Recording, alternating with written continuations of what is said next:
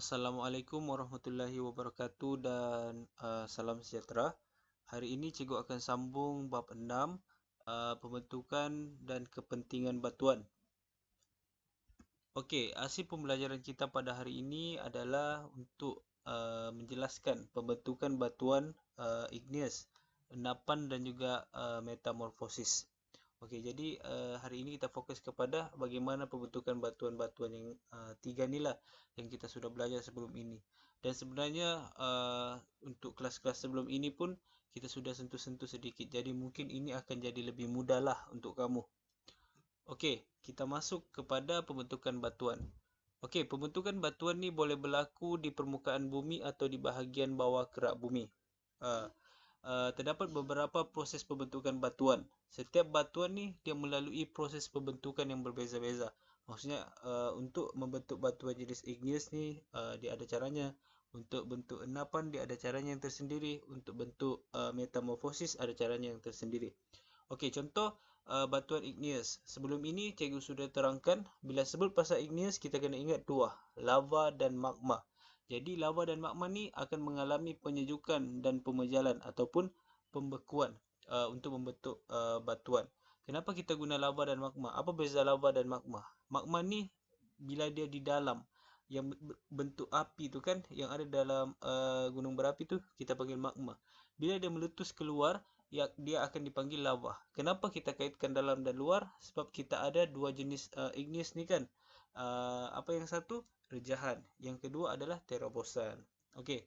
Untuk batuan endapan ni kita kaitkan dengan pemedatan dan juga penyimenan. Jadi kamu kena ingat inilah mendatkan ataupun mempatkan dan simenkan. Itu adalah untuk batuan endapan.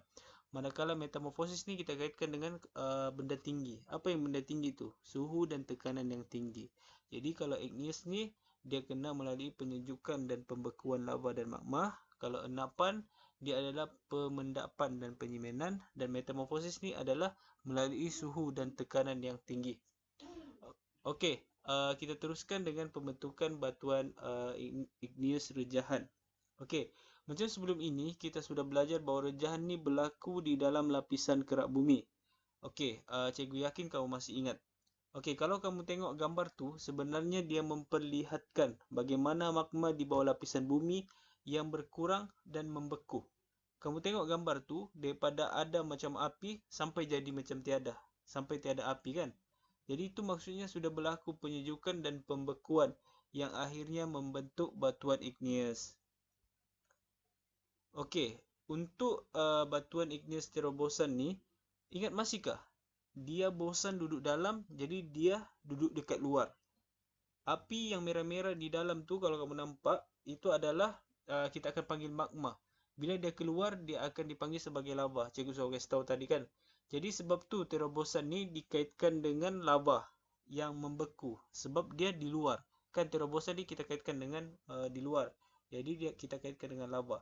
Lava yang mengalir di kawasan gunung berapi kemudian membeku di permukaan bumi dan membentuk batuan terobosan. Okey, mudah kan? Jadi cikgu yakin kamu faham yang ini. Okey, sebelum cikgu teruskan yang seterusnya, cikgu ingatkan balik. Ada 3 jenis batuan terobosan ni. Apa dia? Nama-nama bosan tu. Okey, bagus. Yang pertama bacat ataupun basalt. Yang kedua adalah ups ataupun obsidian. Yang ketiga adalah miss ataupun pumice. Okey, bagus. Okey, sekarang kita masuk kepada pembentukan batuan endapan. Batuan endapan ni kita kaitkan dengan mampat dan simen. Ya, itu yang kita mau tengok sekarang ni. Sedimen lumpur yang terhasil daripada proses leluhur akan menjadi batuan melalui proses dua tadi, iaitu proses mampat dan proses penyimenan. Jadi persoalannya, apa itu mampatan dan apa itu penyimenan? Okey, mampatan ni dia macam tembungkan dua benda atau mudahnya tekanan yang membolehkan air keluar dan kecilkan ruang dalam. Manakala penyimenan ni adalah lanjutan daripada mampatan tadi yang membolehkan bahan tadi melekat antara satu dengan yang lain. Okey, Kalau kita tengok dekat gambar ni, kamu boleh nampak gambar yang satu ni dia melalui mampatan. Maksudnya dia tengah macam bertolak antara satu yang lain. Kita beri tekanan supaya dia membentuk yang seterusnya pula, iaitu melalui penyemanan yang membolehkan dia bercantum antara satu dengan yang lain. Jadi lama kelamaan benda ni akan membentuk batuan. Jadi dia melalui mendapan tekanan antara satu dengan yang lain supaya tiada ruang-ruang kosong, sudah air keluar dan sebagainya. Lepas tu melalui penyemanan yang membolehkan dia bercantum antara satu dengan yang lain dan akhirnya akan membentuk batuan. Okey. Jadi cikgu yakin kamu faham untuk yang ini. Okey, untuk lebih mudah kita tengok yang ini. Okey, macam tadi cikgu cakap pembentukan endapan ni adalah hasil daripada apa ni? Serpihan-serpihan daripada lulu hawa. Jadi kita boleh nampaklah. Contohnya yang di atas ni ada bahan hakisan yang diangkut melalui air. So ini ada bahan-bahannya. So ini adalah bahan hakisan yang dibawa melalui angin. So semua yang ini ni akan masuk ke dasar laut. So bila dia masuk ke dasar laut, dia akan terkumpul lah.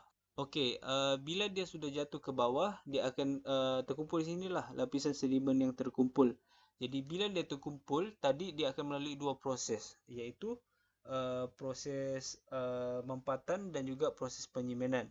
Yang pertama, dia akan dimampatkan antara satu dengan yang lain untuk buang airnya, untuk tutup rongga-rongganya dan sebagainya. Kemudian melalui penyemanan yang membolehkan semuanya bercantum antara satu dengan yang lain. Jadi lama kelamaan dia akan menjadi lapisan seperti yang ada dekat bawah ni. Dia akan membentuk batuan.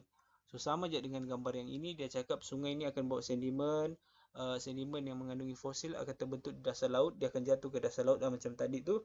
Lepas tu lapisan itu akan membentuk endapan fosil mengikut masa dan akhirnya dia membentuk batuan. Okey. Jadi mudahlah untuk pembentukan batuan endapan ni. Okey. Yang seterusnya ni kita akan lihat pula adalah berkaitan dengan metamorfosis. Okey, bila sebut pasal metamorfosis ni, kita memang akan kaitkan dengan tekanan dan haba yang tinggi. Jadi, bila tekanan dan haba yang tinggi berlaku, dia akan mengubah batuan tu.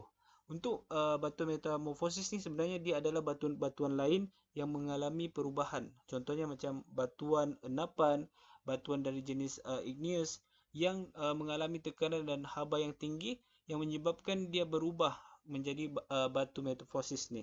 Okey, apabila batuan metamorfosis ni terbentuk, sifat fizikal dan kimia batuan asal tu akan mengalami perubahan sebab dia sudah mengalami tekanan tadi tu kan. Batuan tersebut akan mengalami perubahan dari segi bentuk, kandungan, mineral dan juga warna.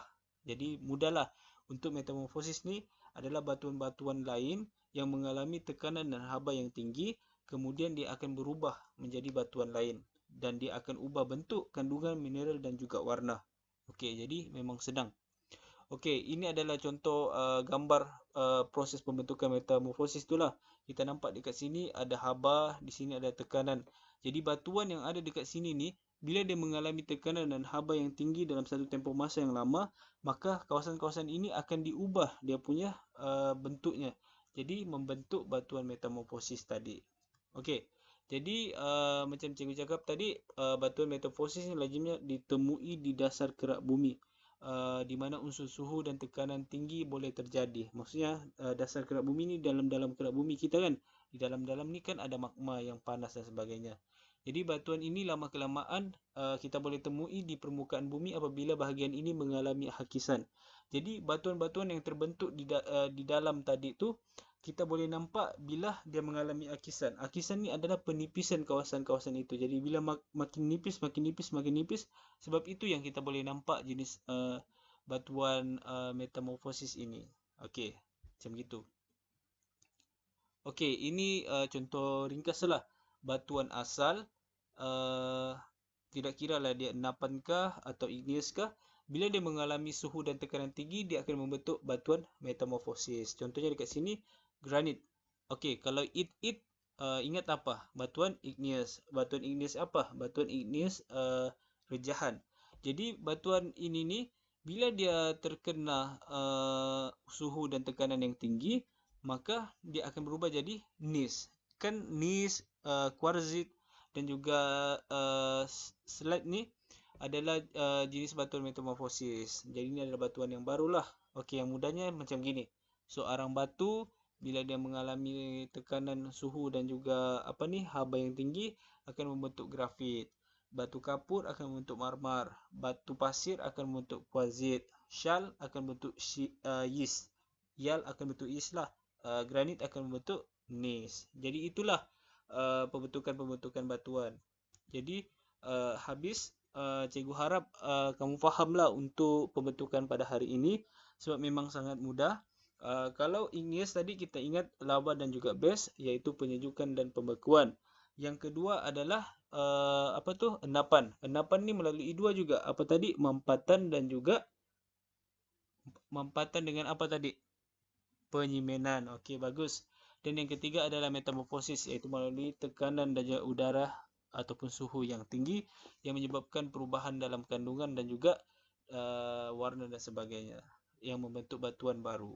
Okey, jadi itu saja untuk pengajaran hari ini. Boleh masuk grup untuk aktiviti perbincangan seperti biasa. Okey, sekian, terima kasih.